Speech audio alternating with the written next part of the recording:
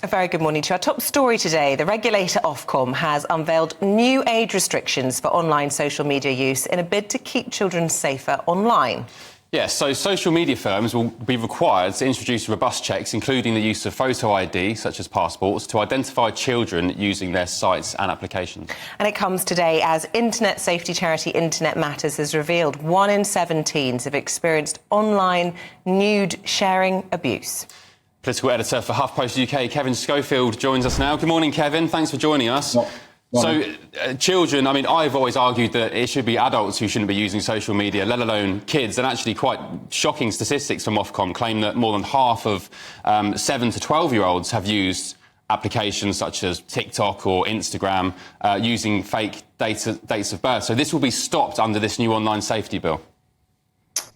Well, certainly, hopefully it will be stopped. Certainly that's the ambition. I think it's very important that we do protect children as much as possible online. I know personally, I've got a couple of kids and, they are fascinated by social media and online, and you have to work very hard, actually, to protect them. So any help I think that parents can get from the tech companies themselves would be much appreciated. But yeah, I can absolutely understand why Ofcom have taken this action. We've seen some tragic incidents, obviously, of young people who have been using social media who have tragically lost their lives. So yeah, it's clear there's a real political momentum behind this as well. People want to see action taken, and they want to see the tech giant take this very seriously indeed. Yes, but is this going to work? And I suppose the question is, they're requiring kids to now provide ID from the age of 13 in order to use social media. There's always been this concern that they'll be able to get hold of fake ID, there'll be workarounds the system.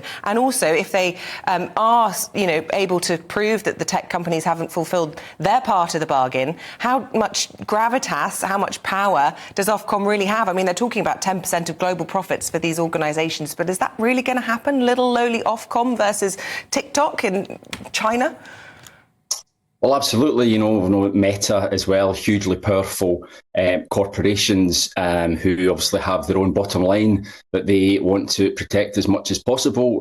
So yeah, we have to hope, obviously, that Ofcom have the powers to back this up. The thing as well is, kids are very inventive when it comes to trying to work their way around rules, when it comes to ID. So you really have to hope that these measures are robust enough to ensure that children can, as I say, work around the rules as they are put in place. But obviously, parents have a responsibility as well to try and make sure that their kids are not seeing stuff online that they shouldn't be. But it's a constant battle, and obviously the hope is that these measures that Ofcom are bringing will finally tilt the balance in favour of parents and child safety.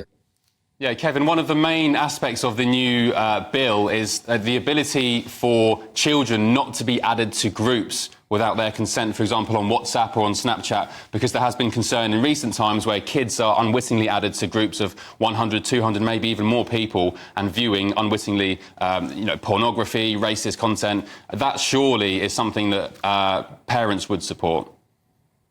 Oh, without a doubt. I mean, the technology is moving at such a fast pace constantly. Trying to keep ahead of it as a parent is virtually possible. So you need to try and lean on these tech companies to try and make sure that they are putting measures in place themselves to ensure that children aren't seeing inappropriate content. As I say, this is a huge political issue now. Parents are demanding action, and it's up to politicians and the regulator to come up with measures which will keep our children safe. OK, Kevin Schofield, thanks very much indeed for filling us in on that story. If you're affected by this, let us know. We're both parents, aren't we, Ben? Do you let your kids on the app? They certainly don't have social media yet. They're only 8 and 6.5, but it's something that I really, really care about, whether or not that they're going to have their own smartphones. I've actually sort of doing my own little low-level campaign amongst my own friends and parents to try and change the law so that kids can't get their hands on smartphones until they're 16 to prevent any of this. I think this is one step in the right direction, but I think we've got a long way to go.